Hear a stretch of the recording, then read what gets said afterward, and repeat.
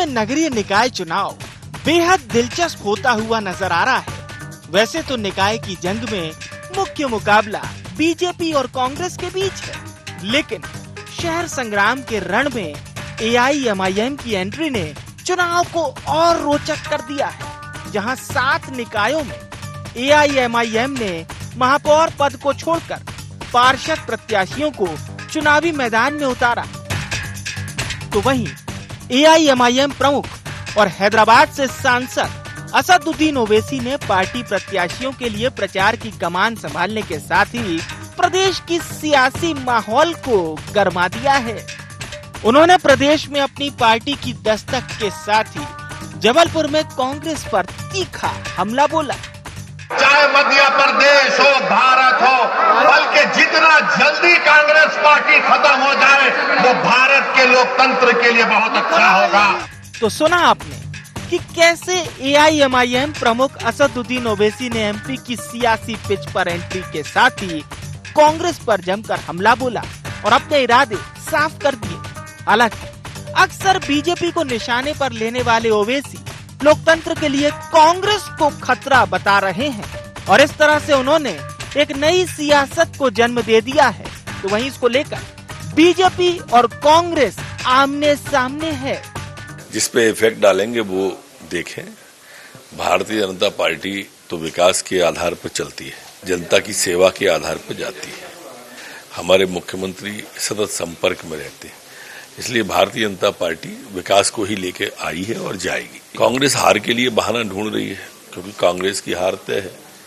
तो किसके सिर डाले, तो ओवैसी का सिर मिल गया इस बार उसे। जिस तरह की कल उन्होंने जबलपुर में बातें कही हैं, वो कांग्रेस पार्टी के उस आरोप को पुष्ट कर रही है कि वे भारतीय जनता पार्टी की बी टीम के रूप में भाजपा को लाभ पहुंचाने आते हैं। जहां जहां इलेक्शन होते हैं, भारतीय जनता पार्टी की कैसेट उनके गले में लग जाती है और वो अपने मुखारबिन से वही शब्द बोलते हैं जो नड्डा साहब प्रधानमंत्री जी के होते हैं। गौरतलब है कि एआईएमआईएम इंदौर, भोपाल, जबलपुर, खरगोन, बुरहानपुर, रतलाम और खंडवा में अपना खाता खोलने की तैयारी में है। नगरीय निकाय चुनाव को एआईएमआईएम बड़े अवसर के रूप में देख रही है, जहां अल्पसंख्यक बाहुल्य वार्डों से प्रत्याशियों को चुनावी मैदान में उतारकर पार्टी प्रदेश में अपनी सियासी मौजूदगी दर्ज कराना चाहती है। लेकिन माना जा रहा है कि इसका सबसे ज्यादा नुकसान कांग्रेस को होगा। यही कारण है कि ओवैसी ने एमपी की सियासत में पार्टी की एंट्री के साथ ही बीजेपी की जगह कांग्रेस पर निशाना साधा, जिससे साफ है कि ओवैसी प्रदेश में कांग्रेस का विकल्प बनने की तैयारी में है। ऐसे में देखना ये दिलचस्प होगा कि एआईएमआईएम की शहर संग्राम में एंट्री क्या प्रदेश में अपना खाता खोल पाती है या नहीं। Bureau report, IND 24।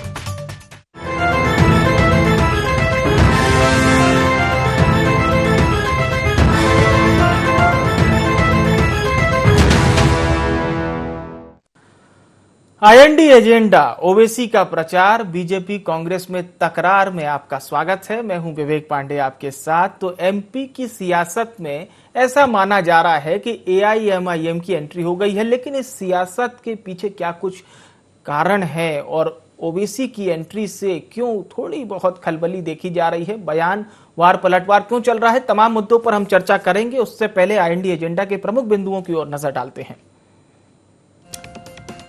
तो शहर संग्राम में एआईएमआईएम क्या अपना खाता खोल पाएगी, ये बड़ा सवाल। ओवैसी के कांग्रेस पर निशाना साधने के क्या मायने हैं? एआईएमआईएम की दस्तक से आखिर किस दल को फायदा होगा? क्या मध्य प्रदेश में कांग्रेस का विकल्प बनने की कोशिश में है ओवैसी और उनकी पार्टी एआईएमआईएम? ये वो सवाल हैं जिस पर हम चर्चा करेंगे और जानने की भी कोशिश करेंगे कि आखिर वो कौन से कारण हैं जिस वजह से ओवैसी ने जबलपुर में कांग्रेस पर तीखा हमला बोला। चलिए चर्चा शुरू करते हैं। हमारे साथ खास मेहमान जुड़ चुके हैं। नेहा बग्गा जी हमारे साथ जुड़ चुकी हैं, प्रवक्ता हैं मध्य प्रदेश भारतीय जनता पार्टी की। अपराजिता पांडे जी हमारे साथ जुड़ चुकी हैं, प्रवक्ता हैं मध्य प्रदेश कांग्रेस की, और मध्य प्रदेश के वरिष्ठ पत्रकार रमेश शर्मा जी भी हमारे साथ जुड़ चुके हैं। आप तीनों मेहमानों का बहुत स्वागत है। चर्चा की शुरुआत अपराजिता पांडे जी आपसे, क्योंकि आपकी पार्टी ये कह रही है कि असदुद्दीन ओवैसी बीजेपी की बी टीम है। हालांकि उनकी पार्टी के लोगों से जब सवाल किया गया तो वो कहते हैं कि कांग्रेस बीजेपी की बी टीम है। ये उनकी पार्टी की ओर से जवाब आया था। जी अपराजिता जी, मुस्कुरा रही हैं आप। ये बहुत हास्यास्पद है कि कांग्रेस बीजेपी की बी टीम हो सकती है। तो इसको तो हम दरकिनार करते हैं, इसमें कोई भी सत्य नहीं है। और ये कांग्रेस पार्टी नहीं, ये एक वेल नोन एस्टैब्लिश्ड फैक्ट है दैट ओवैसी जी की पार्टी भारतीय जनता पार्टी की बी टीम है। अब इसको मैं प्रूफ करती हूँ यहाँ पर तथ्यों से। जी बताइए। देखिए, जो पहले प्रमाण आए उसमें आपने देखा किस प्रकार से कमलनाथ जी को और कांग्रेस पार्टी को पूरे मध्य प्रदेश की जनता का साथ प्राप्त हो रहा है। ये प्रमाण में साफ दिखाई दे रहा है। इससे बिल्कुल सही है, स्वाभाविक है कि भारतीय जनता पार्टी की बौखलाहट किस प्रकार ये विचलित हो गए। जब शिवराज जी चौहान इनके चीफ मिनिस्टर के रोड शोज फ्लॉप चल रहे हैं तो उनको दिख रहा है कि आगे जनता ने इनका 17 साल का कुशासन का रिपोर्ट कार्ड पेश कर दिया है। अब एंट्री होती है ओवैसी जी की। वो नेहा जी हमें बताएंगी कि ओवैसी जी को कौन सी फ्लाइट का टिकट भारतीय जनता पार्टी ने दिया और यहाँ बुलाया और उनको सेव करने की एक प्रयास किया है। देखिए, नोटिस करिएगा, ओवैसी जी ने कहा कैंडिडेट्स उतारे, वहां कैंडिडेट्स उतारे गए हैं जहां पर पार्षद ज्यादातर कांग्रेस के। अब देखिए, ये कोई पहली बार नहीं हो रहा है। यही हमने देखा हैदराबाद में, यही हमने देखा उत्तर प्रदेश में, यही हमने देखा बिहार में। ये प्रूफ कर चुके हैं कि किस प्रकार से ओवैसी जी भारतीय जनता पार्टी के निर्देश पे चलते हैं और उनकी सिर्फ एक बी टीम है। देखिए, हमेशा से भारतीय जनता पार्टी का चाल चरित्र और चेहरा अब जनता के सामने आ गया है। इनकी जो राष्ट्रभक्ति और जो इनका धर्म है ना, वो सिर्फ पाखंड है। इनके लिए हर चीज इलेक्शन को मैनिपुलेट करने की बात होती है। किसी भी प्रकार से इनको किसी भी प्रकार से सत्ता में रहना है, उसके लिए इनकी कोई विचारधारा नहीं है। भारतीय जनता पार्टी आज एक विचारधारा विहीन पार्टी है। वो सत्ता के लालच में कुछ भी कर लेगी। जैसे आपने देखा था 15 महीने की निर्वाचित सरकार को किस तरीके से गिराया गया। कांग्रेस पार्टी संतों ने बनाई गई है। सावरकर ने खुद अपनी आत्मकथा में कहा था, उन्होंने बताया था गांधी जी कृष्ण जी के अवतार हैं। ये उनकी बातें हैं। उनकी आत्मकथा में लिखता है, हम या कांग्रेस पार्टी नहीं कहती। अच्छी बात है, आप तो सावरकर जी कह रही हैं, बाकी आपकी पार्टी के बड़े नेता सावरकर को किस तरह से कहते हैं ये देश जानता है। ठीक है अपराजिता जी। कांग्रेस पार्टी का मैं आपको बता दूं, हम आस्था को प्रदर्शित नहीं करते, हम आस्था का यूज नहीं करते। और वो भारतीय जनता पार्टी हर चीज में बात करती है विकास की और काम करती है ध्रुवीकरण को। तो अब हार रहे हैं चुनाव, टीम बी को बुलाया जाए, वोटों को बांटा जाए और मध्य प्रदेश जनता के साथ छलावा किया जाए, जो 17 साल से हो रहा है। बट वही बात है, मध्य प्रदेश की जनता इतनी बेवकूफ नहीं है। वो सारी प्लानिंग समझती है, उनको पता है कि ओवैसी जी क्यों आए हैं, कब भारतीय जनता पार्टी ने उनको टिकट दिया। नेहा जी से सवाल कर लेते हैं, आपके ने जो पूछा है। नेहा जी, ये पोलराइजेशन की बात हो रही है कांग्रेस पार्टी द्वारा, और नेहा जी एक बड़ी बात है, कांग्रेस पार्टी के तमाम बड़े नेता इस बात को कह रहे हैं कि असदुद्दीन ओवैसी भारतीय जनता पार्टी का फायदा कर देते हैं। क्या इस बात में दम है नेहा जी? देखिए, हम लोग लोकतांत्रिक देश में रहते हैं और मध्य प्रदेश भी उसी का हिस्सा है। शायद कांग्रेस भूल गई है। कोई भी पार्टी जो चुनावी राजनीति में है वो चुनाव लड़ सकती है, कहीं से भी लड़ सकती है, ये उनका अधिकार है।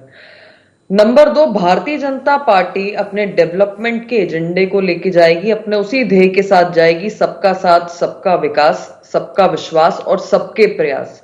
और यही कारण है कि जब प्रधानमंत्री बनते हैं नरेंद्र मोदी जी, तो लाल किले के प्राचीर से स्वच्छता अभियान को शुरू करते हैं, जिसको आज देश ने अपनाने का काम किया है। और नगरीय निकाय चुनाव की जब हम बात करते हैं तो उसमें मुख्य मुद्दे क्या होते हैं? स्वच्छता, कचरा का निराकरण कैसे किया जाए, पानी, बिजली, सड़क, ये मुख्य जो लोकल इश्यूज हैं वो वहां पर मुद्दे रहते हैं। आप कोरोना का काल देखिए तो सबसे ज्यादा अगर मध्य प्रदेश में तीनों टर्म में वैक्सीनेशन का रिकॉर्ड बनाया विश्व में, तो मध्य प्रदेश ने बना के अपने नागरिक नागरिकों को सुरक्षित किया है। अगर आप देखें कि 1 रुपए में 5-5 किलो किस तरीके से गेहूं चावल मिला है, ये फूड सिक्योरिटी का डंका जो है आज विश्व में माना जाता है। जिस तरीके से मध्य प्रदेश ने कार्य किया है, देश ने कार्य किया है।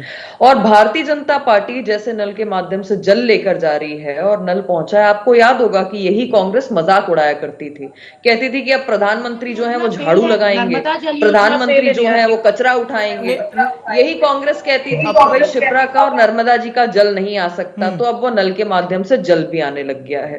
अब सबसे महत्वपूर्ण बात यह है कि कांग्रेस की प्रवक्ता अपनी एक भी उपलब्धि नहीं बता पाई। आप जानते हैं क्यों? क्योंकि 2013 से पहले अंधकार की सरकार थी, लोग लालटेन लेकर घूमते थे और जब सड़कें समाप्त हो जाती थी तो पता चलता था कि मध्य प्रदेश आ गया है, यानी कि दिग्विजय सिंह जी की सरकार आ गई है। इन्हें बोलिए बीच में इंटरप्ट नहीं करें। सुनिए रिक्वेस्ट कर रही हूँ डायरेक्टली, आप अपनी बारी में बोलिए। आपको भी सुना उन्होंने, नेहा बग्गा जी ने आपको सुना। अपराजिता जी देखिए, ये बौखलाहट क्यों होती है? आप जानते हैं कि अपनी टर्म में भी अपनी बात रख लेने दीजिए, आप ऑब्जेक्ट करेंगे। आप कीजिए सवाल। ये एक सभ्य बहस नहीं हो सकती। ठीक है अपराजिता जी, टर्म में बोलिए, नेहा जी आप अपनी बात रखिए, नहीं करूंगी। आप अपनी बात रखिए। अब मैं उस मुद्दे पे आती हूँ जो आपने टॉपिक रखा है। सबसे पहले मेरे लिए बताना जरूरी था कि भारतीय जनता पार्टी अपने डेवलपमेंट के एजेंडे को लेकर जाएगी। ठीक है। 15 महीने की जो कमलनाथ जी की काली सरकार थी उसका हिसाब भी बताएगी और दिग्विजय सिंह जी का भी बताएगी। अब आपका सवाल था कि कांग्रेस पार्टी ओवैसी जी को भाजपा की बी टीम कहती है। आप मुझे ये बताइए कि जब दिग्विजय सिंह कहते हैं जहां पर पाकिस्तान जिंदाबाद के नारे लगते हैं, वहां पे दिग्विजय सिंह कहते हैं कि भाई वो मौलाना जी जिंदाबाद के नारे लग रहे हैं। कमलनाथ बंद कमरे में कहते हैं 90% मुसलमानों ने वोट नहीं दिया तो कांग्रेस पार्टी। अपराजिता ऐसे चर्चा नहीं हो पाएगी। अपराजिता जी बड़े माफी के साथ आपको रोक रहा हूँ। नेहा बग्गा जी अपनी बात रख लें, फिर हम सवाल करेंगे। आखिरी वाक्य मुझे कंप्लीट कर लेने दीजिए। अब ये कह रहे हैं कि ओवैसी जी भारतीय जनता पार्टी की बी टीम है, तो दिग्विजय सिंह को जब पाकिस्तान जिंदाबाद के नारे मध्य प्रदेश में लगते हैं तो वो कहते हैं कि काजी जी जिंदाबाद के नारे लग रहे हैं। कमलनाथ जी बंद कमरे में कहते हैं 90% मुसलमानों ने वोट नहीं दिया तो कांग्रेस हार जाएगी। राहुल गांधी विदेश की धरती पर जाते हैं और वहां पर कहते हैं कि देश को आतंकवादियों से नहीं हिंदुओं से खतरा है। और अभी कुछ दिन पहले जो विभाजन की कहानी सज्जन सिंह वर्मा ने सुनाई जवाहरलाल नेहरू की और जिन्ना की, तो ये वही भाषा है जो ओवैसी कहते हैं। तो आज अपराजिता जी अपने आपके चैनल पर बैठ के कह दें कि क्या कमलनाथ, दिग्विजय सिंह, सज्जन सिंह वर्मा और राहुल गांधी ये भी भारतीय जनता पार्टी की बी टीम है? क्योंकि उनकी भाषा और ओवैसी की भाषा में कोई अंतर नहीं। आप दोनों ने अपनी अपनी बात रखी है। जी अपराजिता जी आऊंगा आपके पास, हम शर्मा जी का रुख करते हैं। जी बिल्कुल आपके पास में आऊंगा। शर्मा साहब मेरा सीधा सवाल आपसे ये है, आपने दोनों सम्मानित प्रवक्ताओं को भी सुना।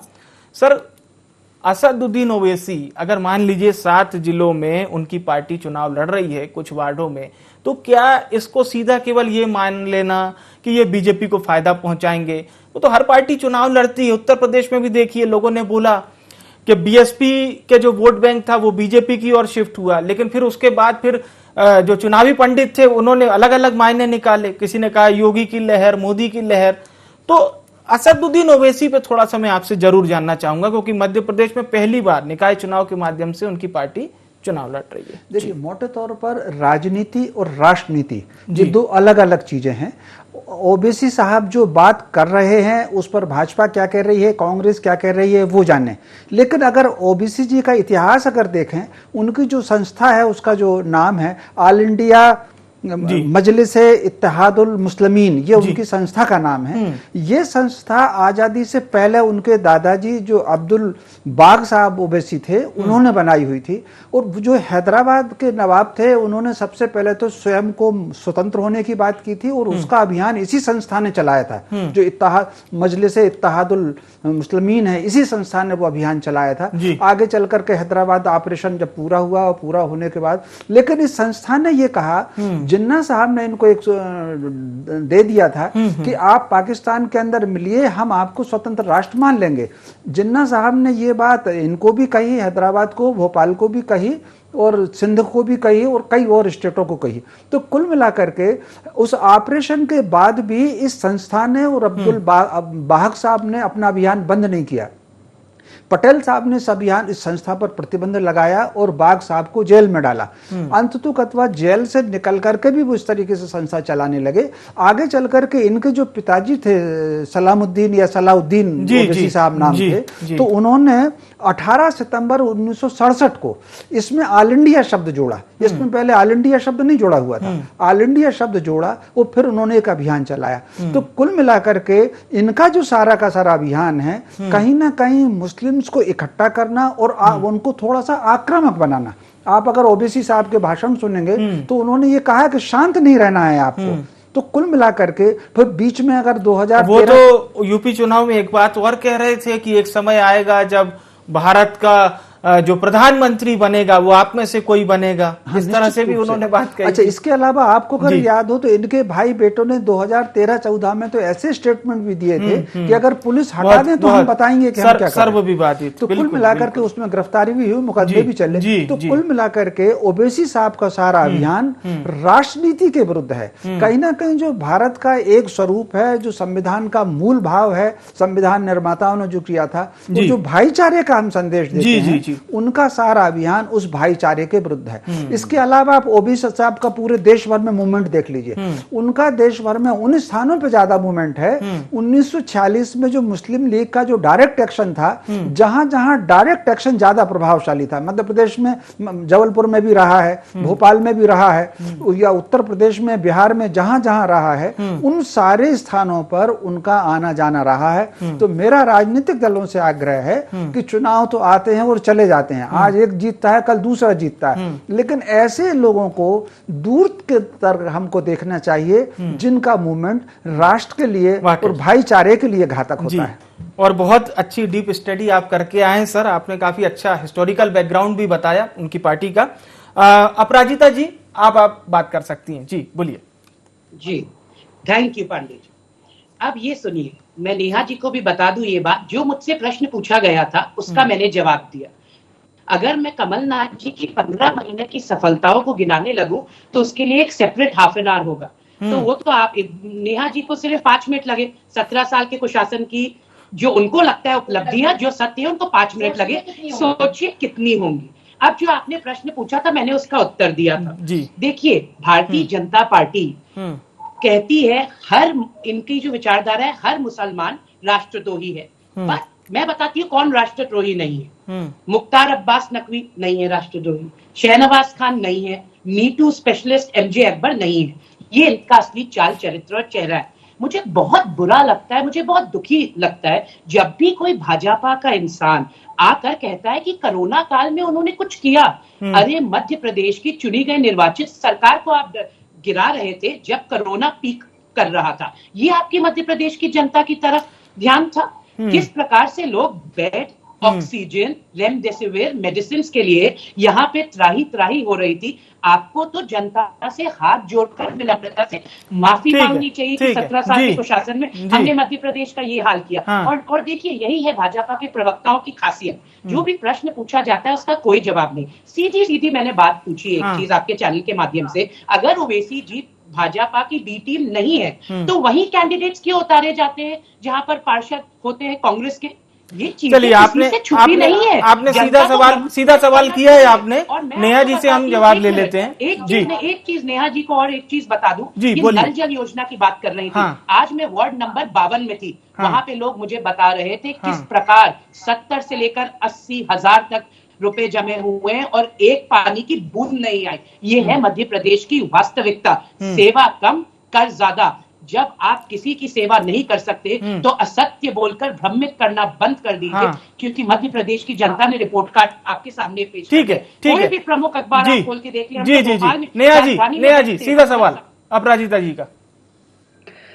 देखिए, शायद अपराजिता जी भूल रही हैं कि ग्रेटर नोएडा जो ओवैसी का गढ़ है उसमें भारतीय जनता पार्टी ने घुसकर उनको आईना दिखाने का काम किया। आपको चुनाव याद होंगे, कांग्रेस पार्टी दुबक के अपने लुटियंस बंगलों में घुसकर बैठी हुई थी, पर भारतीय जनता पार्टी का प्रत्येक बड़ा बड़ा नेता वहां पर गया, क्योंकि हम हर चुनाव को चुनौती की तरह लेते हैं। अब नंबर दूसरी बात, महाराष्ट्र में एनसीपी और कांग्रेस के साथ गठबंधन के लिए ओवैसी ने हाथ बढ़ाया था। जनता पार्टी से नहीं बढ़ाया था। अब तीसरी महत्वपूर्ण बात कल की ही है और लाइव चैनल पर जो कांग्रेस ने अपनी तरफ से प्रत्याशी उतारे हैं विपक्षी दलों ने राष्ट्रपति के लिए, वहां पर उन्होंने बताया कि हमने ओवैसी जी से फोन करके समर्थन की बात की है और ओवैसी जी ने हमें पूर्ण समर्थन देने की बात की है। तो कांग्रेस पार्टी का जो चाल चरित्र है ओवैसी को लेकर ये समय समय पर सामने आता रहा है। अब भारतीय जनता पार्टी जिस तरीके से, चाहे आयुष्मान कार्ड की बात हो, चाहे जो अन्न, मैंने आपको फूड सिक्योरिटी बताई, जिस तरीके से हमने 80 करोड़ लोगों को अनाज उपलब्ध कराने का काम किया है, जल नल के माध्यम से जल, या फिर कांग्रेस के शासन में जो सड़कें दिखाई नहीं देती, अपराजिता जी काम किया भारतीय जनता पार्टी ने। हम अपने सबका साथ, सबके विकास के एजेंडे को लेके ही जनता के बीच में जाएंगे।